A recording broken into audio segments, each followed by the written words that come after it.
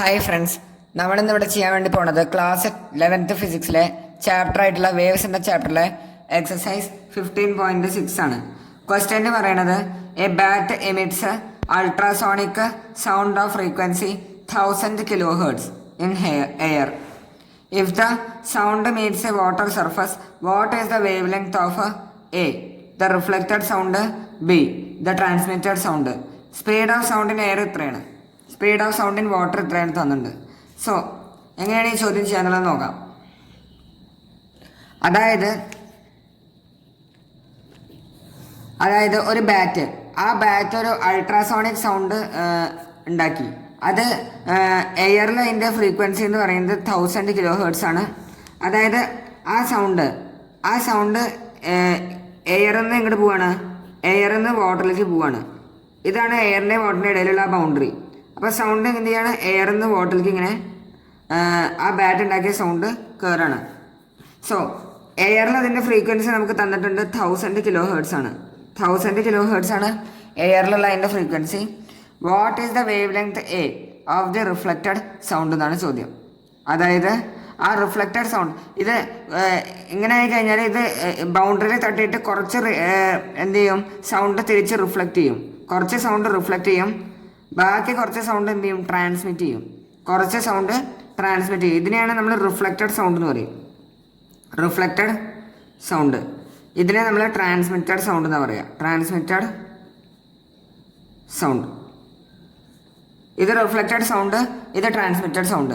അങ്ങനെയാണെങ്കിൽ രണ്ട് കേസിലും ഉണ്ടാവണ വേവ് ലെങ്ത് എത്രയെന്നാണ് പറയേണ്ടത്. അപ്പോൾ നമ്മൾക്ക് ഒരു കാര്യം അറിയണം. അതായത് ഫ്രീക്വൻസി എന്ന് പറയുന്നത് എന്തിനെ ഡിപ്പെൻഡ് ചെയ്യില്ല? ഫ്രീക്വൻസി എന്ന് പറയുന്നത് മീഡിയത്തിനെ ഡിപ്പെൻഡ് ചെയ്യില്ല. Frequency will not depend upon medium. Frequency എന്തിനെ ഡിപ്പെൻഡ് ചെയ്യില്ല? മീഡിയത്തിനെ ഡിപ്പെൻഡ് ചെയ്യില്ല. ഫ്രീക്വൻസി ഡിപ്പെൻഡ് അപ്പോൺ എന്തിനാണ് ഡിപ്പെൻഡ് ചെയ്യുക? സോഴ്സിനെ മാത്രമാണ് ഡിപ്പെൻഡ് ചെയ്യുള്ളൂ. Depend upon only source. സോഴ്സിനെ മാത്രമാണ് എന്ത് ഡിപ്പെൻഡ് ചെയ്യുള്ളൂ? ഫ്രീക്വൻസി ഡിപ്പെൻഡ് ചെയ്യുള്ളൂ. സോ എയർ കൂടെ ഉള്ള ഫ്രീക്വൻസിയും, അതായത് ഈ ബാറ്റ് ഉണ്ടാക്കിയ അൾട്രാസോണിക് സൗണ്ടിൻ്റെ ഫ്രീക്വൻസി ഇൻ എയർ എന്തിന് ഈക്വലാവും? ഇൻ വാട്ടറിന് ഈക്വലാവും. രണ്ടിനും ഉണ്ടാവുന്ന ഫ്രീക്വൻസി, ആ അൾട്രാസോണിക് സൗണ്ടിൻ്റെ ഫ്രീക്വൻസി എന്തായിരിക്കും? ഈക്വൽ ആയിരിക്കും. എന്തിനെ ഡിപ്പെൻഡ് ചെയ്യില്ല? മീഡിയത്തിനെ ഡിപ്പെൻഡ് ചെയ്യില്ല. പക്ഷെ വേവ് ലെങ്ത് എന്തിനെ ഡിപ്പെൻഡ് ചെയ്യും? മീഡിയത്തിനെ ഡിപ്പെൻഡ് ചെയ്യും. But wave length depend upon medium. ഈ കാര്യം ഇവിടെ നമ്മൾ മനസ്സിലാക്കണം. സോ അങ്ങനെയാണെങ്കിൽ ഇതിൽ പറയുന്നത് if the sound meets water surface, അതായത് ഇവിടെ മീറ്റ് ചെയ്ത് കഴിഞ്ഞാൽ എന്താണ്? റിഫ്ലക്റ്റഡ് സൗണ്ടിൻ്റെ വേവ് ലെങ്ത് എത്രയെന്നാണ് ചോദ്യം.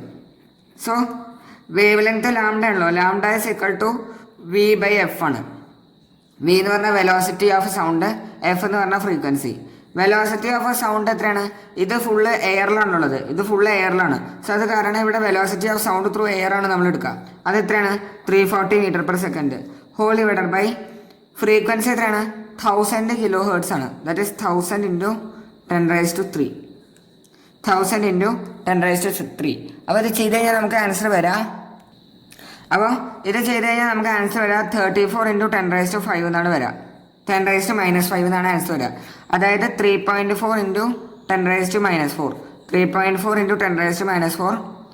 യൂണിറ്റ് എന്താ വരിക? യൂണിറ്റ് വേവ് ലെങ്തിൻ്റെ യൂണിറ്റ് മീറ്റർ. ഇതാണ് നമുക്ക് എന്ത് കിട്ടുക? ആദ്യത്തെ ഇതിൻ്റെ ആൻസർ കിട്ടുക. അതായത് ഫ്രീക്വൻസി എന്ത് ചെയ്യില്ല? എയർ കൂടെ ഉള്ള ആ സൗണ്ടിൻ്റെ എയർ കൂടെ ഉള്ള ഫ്രീക്വൻസിയും വാട്ടർ കൂടെ ഉള്ള ഫ്രീക്വൻസി എന്തായിരിക്കും? ഈക്വൽ ആയിരിക്കും. ഇനി ബി പാർട്ടിൽ എന്താ പറയുള്ളത്? ട്രാൻസ്മിറ്റഡ് സൗണ്ടിൻ്റെ വേവ് ലെങ്ത് ആണ് ചോദിച്ചിട്ടുള്ളത്. അവിടെ നമുക്ക് ഇതേ ഫ്രീക്വൻസിനെ യൂസ് ചെയ്യാൻ വേണ്ടി സാധിക്കും. കാരണം ഫ്രീക്വൻസി എന്തിനെ ഡിപ്പെൻഡ് ചെയ്യില്ല? മീഡിയത്തിനെ ഡിപ്പെൻഡ് ചെയ്യില്ല.